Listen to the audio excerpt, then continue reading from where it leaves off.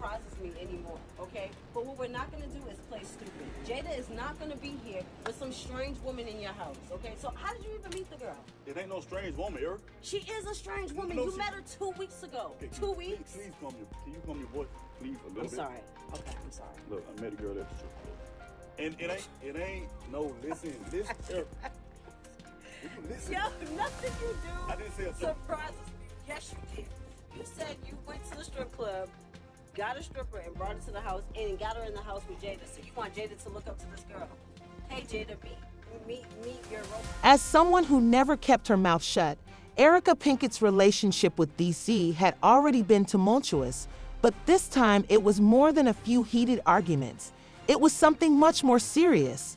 The tension had been growing for weeks, and DC, who was once all about Erica, had been withdrawing, which was beginning to indicate that Erica knew something wasn't right, but never anticipated it to reach this point. After a long day, Erica made the unusual decision to drop by DC's place without warning. She had a strong sense that something wasn't right, and she often acted on her instincts.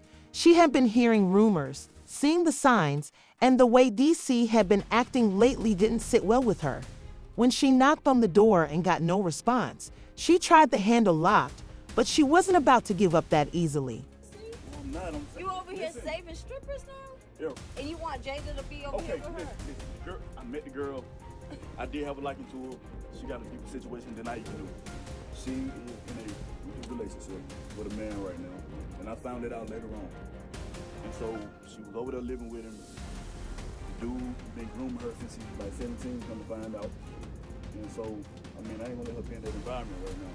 He got her the job at the club, and right now he's still really trying to control her, and she ain't in no comfortable environment at all.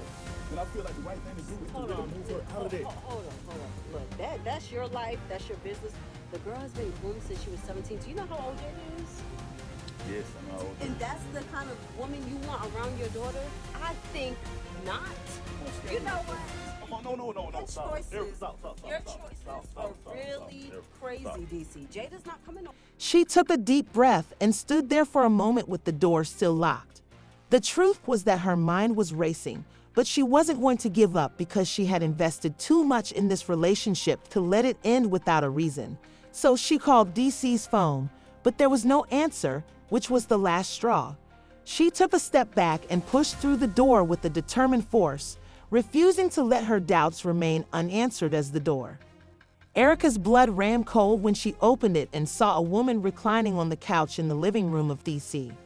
This woman wasn't just any woman, though.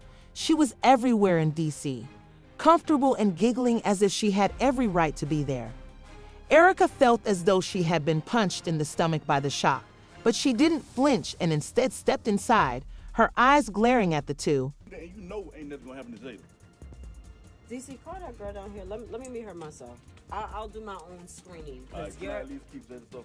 I'll hold it. Go ahead, call your friend. Cause you're. Sharon. Boy, this gets more and more. Somebody wanna He talk. think he on power.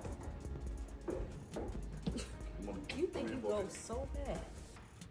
Hi. Look, I'm sorry. I know that was a little rude of me. okay. Let me introduce myself. I'm Erica. I'm Karen. You are beautiful. Thank you. DC tells me you're his friend. Yes. Okay, well, I'm Jada, his daughter's mom, and it's my first time seeing you, so I just wanted to introduce myself. My daughter was supposed to come spend some time with her father. Not as you may suppose, DC muttered, but Erica wasn't having it. His eyes widened in horror, and he instantly leaped from the couch. The woman on the couch was visibly uncomfortable, and she shifted uneasily as her emotions overtook her, and she marched into the room, hurling her words at him like daggers. "What's this?" she snapped, her voice sharp with disbelief. "You've been playing me this whole time," she asked. Erica wasn't paying attention to DC's explanations since she was sick of hearing them. "You claim to love me and to have been faithful to me all this time, but now you're not with me, inviting someone else into your home." DC tried to approach her, raising his hands to try to soothe her, but Erica wouldn't have it. She retreated, her voice rising with each word, "Get out of here," and that phony apology. "DC, you show me who you truly are." I should have known better. You're just another one of those guys who can't keep it real. I wasted my time and energy on you for nothing. DC's face flushed red with shame, but it was too late. Erica was in full-on rage mode, ready to let out all of the hurt and frustration she had been holding inside.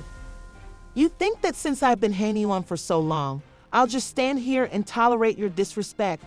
Hell no. When Erica turned to leave, she stopped and turned back to face DC. One last time, don't ever call me again, she spat, her words dripping with anger. As for you, she added, pointing to the woman on the couch, don't get too comfortable. This isn't your house, and you'll be out of here before you know it.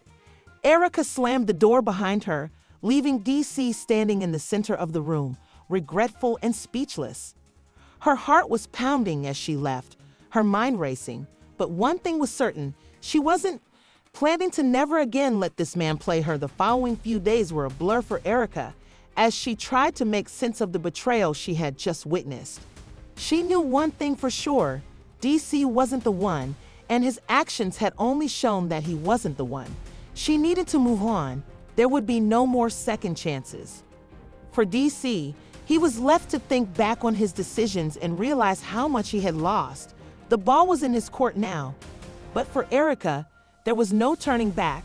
The chapter with DC was officially closed. DC, you know what? Nothing you do surprises me anymore, okay? But what we're not going to do is play stupid. Jada is not going to be here with some strange woman in your house, okay? So how did you even meet the girl? It ain't no strange woman, Eric. She is a strange woman. You met her 2 weeks ago. 2 weeks? Please come me, boy. Please. I'm sorry. Okay, I'm sorry. Look, I met a girl there. And it ain't, no, this Yo, nothing you do I didn't say a surprises me. Yes, you did. You said you went to the strip club, got a stripper, and brought her to the house, and got her in the house with Jada. So you want Jada to look up to this girl. Hey, Jada, meet your role. Erica Pinkett was never one to keep her mouth shut, and her relationship with DC had already been tense. But this time, it was more than just a few heated arguments. The tension had been building for weeks, and DC, who had previously been all about Erica, had been pulling away, and it was beginning to show that she knew something wasn't right, but she never expected it to come to this. One evening after a long day, Erica decided to drop by DC's place without warning. This was unusual for her. She had a gut feeling that something wasn't right, and she had been hearing rumors, seeing the signs, and the way DC had been acting lately didn't sit well with her. When she knocked on the door, there was no answer, so she tried locking it, but she wasn't prepared to give up that easily.